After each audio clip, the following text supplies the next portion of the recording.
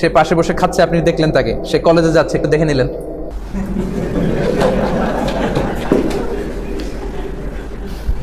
Don't take this otherwise. এখন যদি আমার এতটুকু আলোচনা কেটে কেউ ফেসবুকে দেয়,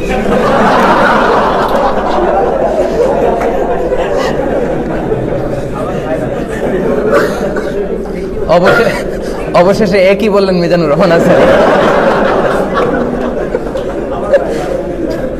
কিন্তু আগে আগে যে আমি স্টেপ বাই স্টেপ আমার শ্রোতাদেরকে নিয়ে আমি আগাতে আগাতে এই পর্যায়ে আসছি, এটা কিন্তু মিসিং। এটা খুব মজার হাদিস, খুবই মজার, আমি পরেও মজা পাইছি।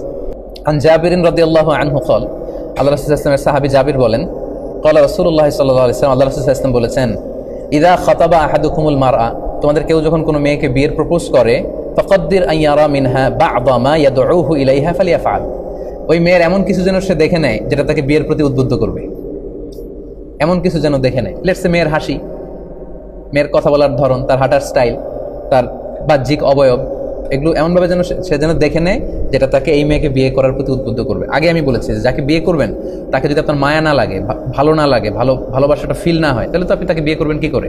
আমি বলি যে যাকে ভালোবাসবেন তাকেই বিয়ে করবেন জীবন।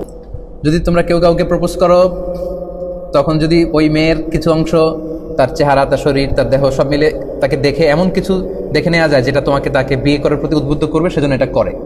এই হাদিস শুনে জাদা আবু দাউদ উনি অতিরিক্ত বর্ণনা করেন যে, কলা জাবের বলল, ফা খতাবতু জারিয়াতান, এরপর একটা মেয়েকে আমি প্রপোজ করলাম, ফা কুনতু আতাখাব্বাউ লাহা, এরপর প্রপোজ করার পর থেকে আমি তার জন্য লুকিয়ে লুকিয়ে তার দেখতাম। আল্লাহ রাসূলের সাহাবী, হাত্তা রাআইতু মিনহা, এরপর আমি তার এমন কিছু দেখে নিলাম, মা দাআনি ইলা নিকাহিহা, যেটা তাকে বিয়ে করার জন্য আমাকে পাগল পারা করে দিল, মানে আমার খুব মন চাচ্ছে আমি তাকেই বিয়ে করি। ফাতাযাওয়াজতুহা, অতঃপর আমি তাকে বিয়ে করলাম।